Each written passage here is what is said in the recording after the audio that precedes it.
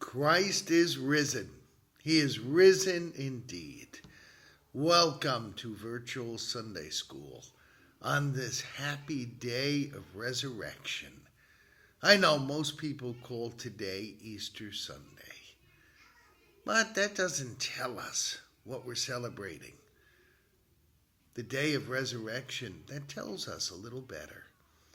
We are celebrating the resurrection of Jesus, God on earth. Now, what's resurrection? Let me back up. I can explain it a little better. Last week we talked about Palm Sunday. Jesus went into Jerusalem. People were waving rally flags, called palms, to welcome him. But there were a lot of folks who weren't happy with who Jesus was or what people said about him or what he did. See, when Jesus got to Jerusalem, he went to a temple where some people who were religious leaders who were supposed to be honoring God instead were running a rip-off racket to steal from real devout people. Jesus got mad and turned over their tables and threw their money around. They were very, very angry. Now, the Roman government occupied Jerusalem and all of Israel at this time. They didn't like it that someone was calling Jesus King of the Jews. You see, the Emperor Augustus in Rome, he decided who was king. Romans weren't going to tolerate someone else being called king. Now, other people followed Jesus because they thought he was going to get a big army together. He was going to take over.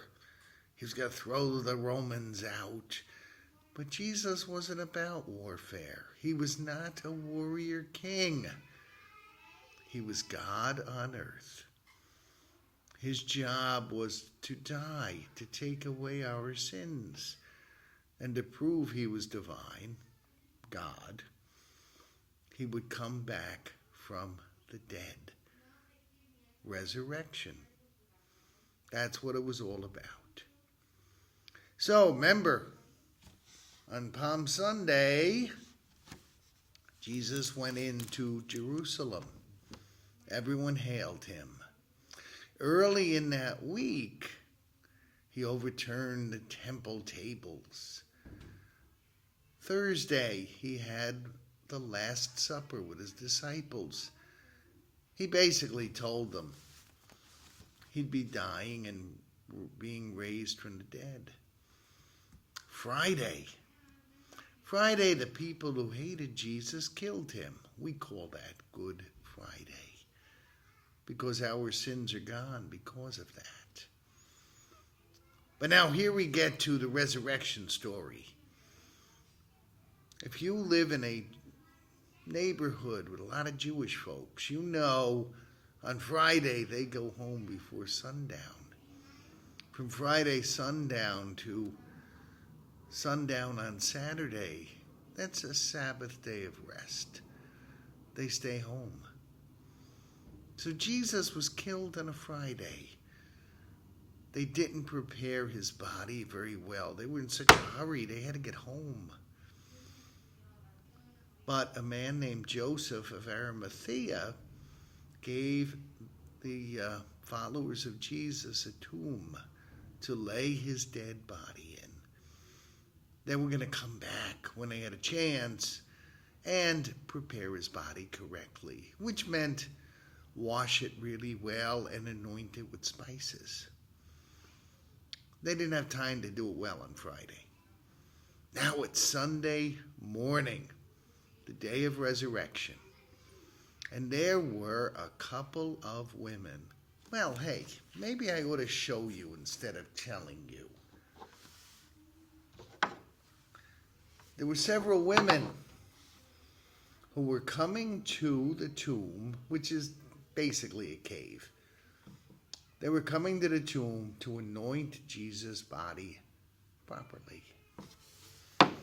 They were worried because in front of the tomb, a big rock was placed. They really didn't know how they were going to move that rock, but they were going anyway. Here, why don't I adjust my computer and show you properly? Here you are. Here is a tomb. You see over here? Here's the rock that the ladies thought covered the opening to the tomb.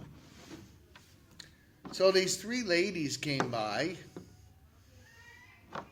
and they weren't really sure how they were going to get in, and they were surprised to see the tomb was already open. And you see in here, these are the white clothes that Jesus had been wrapped in. More or less looked like a long white sheet. But Jesus wasn't there. But an angel was there. And the angel, of course, scared the ladies. They didn't expect to see an angel. But the angel said, "Don't be upset. Don't be worried. Jesus has risen from the dead." Yes, he was dead, but he isn't any longer. Well, these ladies, they ran away. They wanted to tell the other disciples. And the angel left as well. One woman, Mary, lingered by the tomb. And she saw someone. He kind of looked familiar, but not really. She thought maybe he was the caretaker of this garden where the tomb was. And she said, "Excuse me, sir, where's the body of my friend Jesus? If you've taken it away, please bring it back." And Jesus, he was in a new glorified form since his resurrection. He said, "Mary." And when she heard the voice, she recognized Jesus. And so she ran also to get the other disciples. Now these two disciples, when they heard the news, they came running. They came running, and sure enough, they saw the tomb empty. But you know, they didn't see Jesus right away. They had to wait a while before Jesus met them. But they ran and told all the other disciples, "The tomb is empty." And they remembered that when he was still alive, Jesus had told them that he would rise from the dead. And then they believed he really was God on earth. So, my friends, Jesus proves that he controls life or death. If we want to be raised, to live with him forever after we leave this earth, well, perhaps it's time to be his disciples. Perhaps it's time to obey whatever it is he tells us. And this is a good way to remember who Jesus is. Remember, even death could not hold him. Let me give you one final view of all our characters to help you remember. Here is our angel. Here is resurrected Jesus. Oop, I got to adjust the computer here. Here are the two disciples, the first men to see Jesus raised. Here are the three women. Remember, it was Mary, the first one who saw Jesus raised from the dead.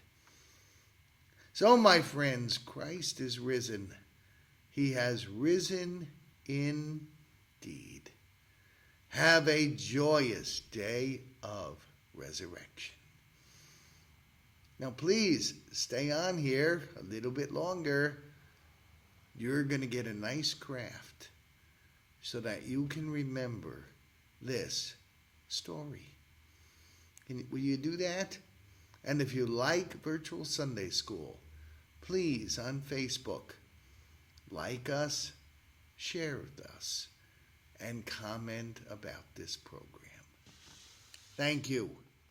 Christ is risen. Let's be his disciples.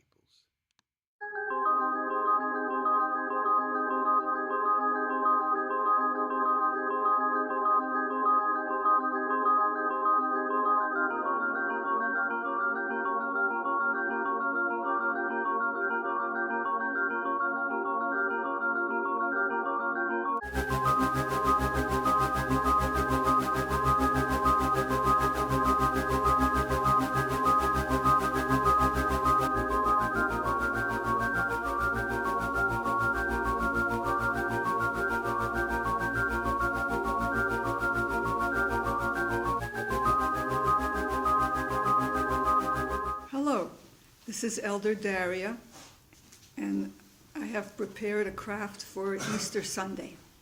Okay. Usually, Easter is a time of renewal. Jesus died, and he came back to life. Okay. Just like we put a seed into the ground, it dies, but then it grows to be a new plant. A different life. We're going to use eggs. Eggs are also a symbol of renewal.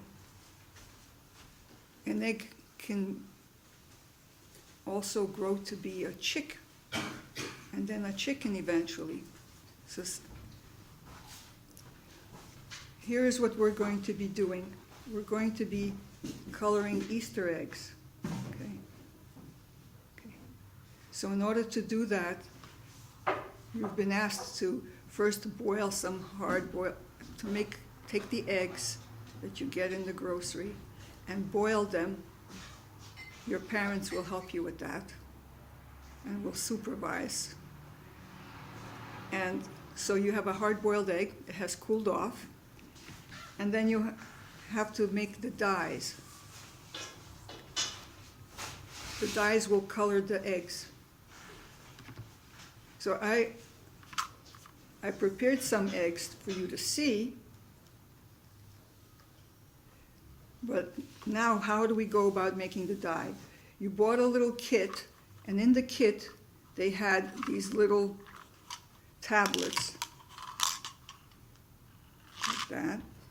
You put one of the tablets into the cup, and then you put some vinegar. If I can open it. Okay, here it goes. I have it.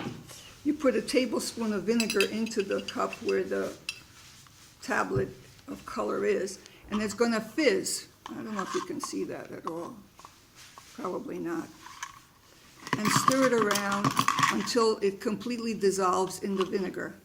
Okay. And then you can add some water to it. Okay. About a half a cup, but make sure you leave space, not too much water, so that when you leave space so that when you put the egg in, the liquid, the dye will not overflow. Okay, I need to wipe this off. Okay. And I'm using a plastic tablecloth, or you could use newspaper in case we have any spills. Then we don't have to worry about damaging or the tablecloth or the table. So that is always helpful.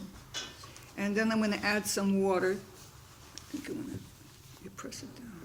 Yeah. So I'm going to add about a half a cup of water, not more. These are big containers. You could also use teacups at home. Just wash them well.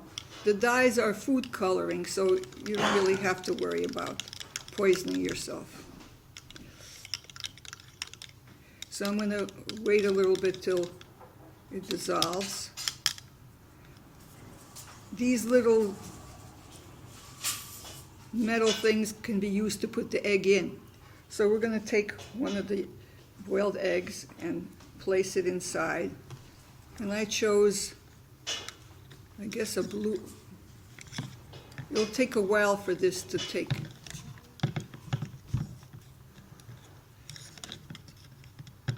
So because it's going to take a while for the color for the egg to absorb the color, it's not doing a good job, I'll tell you that much.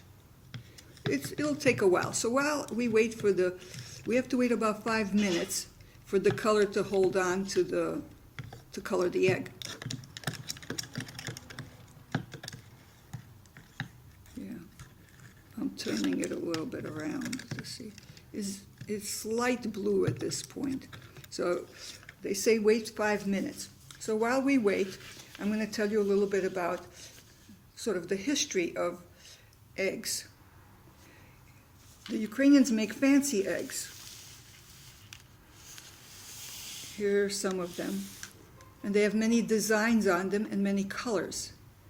The colors have meaning, so that if you use yellow, as we have here, it symbolizes light. You could think of it as the sun. The sun gives us light, so does yellow, and also happiness. Okay. For red means love, as you know about red roses. So this, through time, it symbolizes love or fire or action. But I think a good thing to remember is red is love. And then orange is for strength or endurance. Green, well, what do you see that's green around? You see trees, and right now it's spring in this part of the country, and everything is sprouting and becoming green. So it symbolizes spring, the green color, and renewal. So the earth is being renewed at this point. Everything is starting to grow. And also green symbolizes health and hope. That's maybe a lot to remember. But when you think of green, think of spring.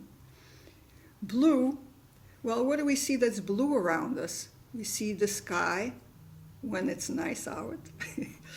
So blue symbolizes skies, life-giving air, truth, and trust. Purple symbolizes faith and wisdom. Now let's see how our egg is doing. It's very slowly coloring itself. So we'll keep talking about the colors and what they symbolize. White is for birth or purity. And black is for eternity. You could think of the sky really being dark and could symbolize the fact that there is a creator, absoluteness. So black is for eternity. And brown, well, we see that the earth is brown. So brown symbolizes Mother Earth. And what do we get from the earth? Many gifts. So things grow, all our food grows from the earth. Those are bountiful gifts that we receive. So that how. Now, on Easter Sunday, what some people do, or the Ukrainians would do in the past, they would give a friend an Easter egg that they made with all these good wishes on it, you know. Colors meaning one thing, but also, like if there was a fish or there was a cross, it would symbolize Christ. It would symbolize life. So you're giving a gift of life, or to remember Christ, what he did for us. If there are ladders on there, let's see if I have one with ladders. Whoops, it's moving away. Ladders would symbolize prayer. If you have curls or flowers, let's say, you have flowers. Flowers are something that grows, so it would be food. You wish them to have food through the year. Or branches means long life. So you have flowers or branches wishing, or prosperity. I mean, people in the past worked mostly in the fields. And prosperity meant that they would have a good crop and would be able to live through the winter.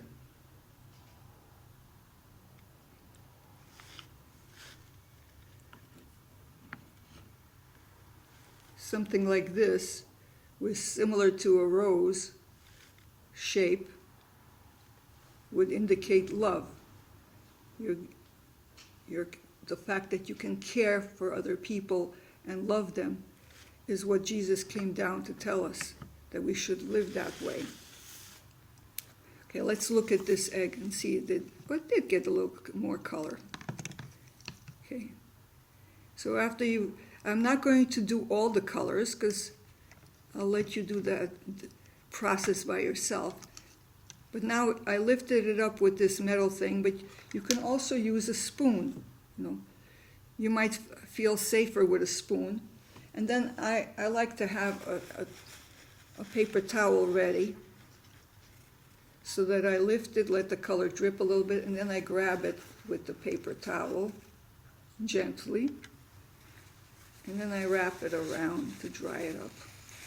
However, these kits that they have now for coloring Easter eggs, they come with little holes in them. See? Like this. And you could put the egg into that hole to dry up. Okay, that is something you can do. Another thing that you can do, I'll put it to dry, is that before you put the egg into the dye, you can use one of the crayons and draw, that comes with the kit, and draw a cross, for example, like this. And the dye will not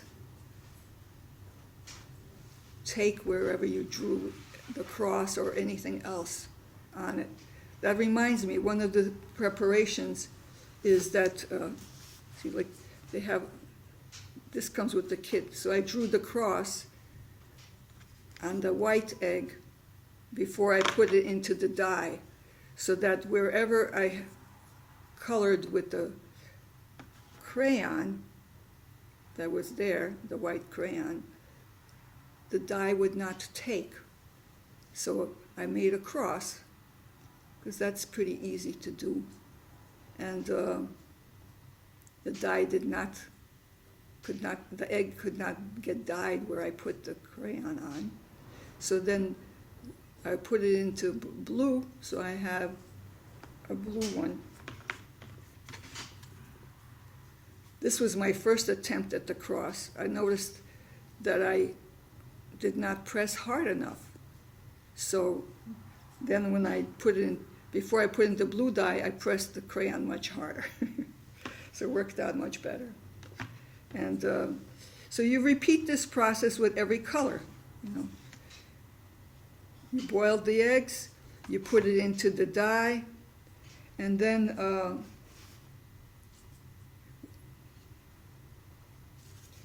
they have different things you could do. You could put the egg into a little holder like this later on for your Easter table on Sunday.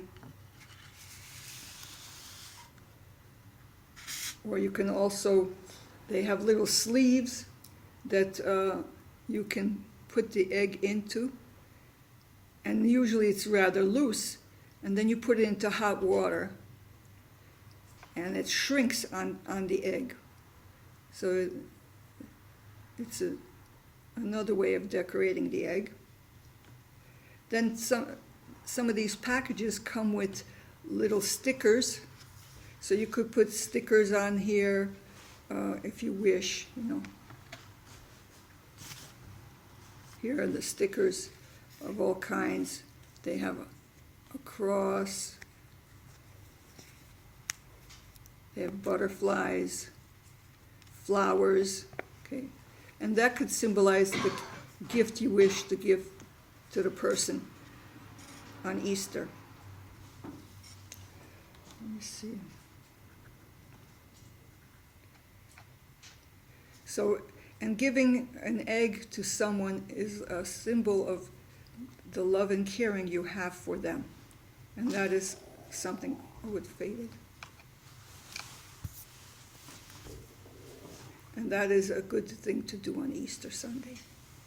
And actually any day. I'm going to say goodbye now. I hope you enjoyed this presentation. You can repeat these steps and color more eggs so that you could have a basket full of eggs.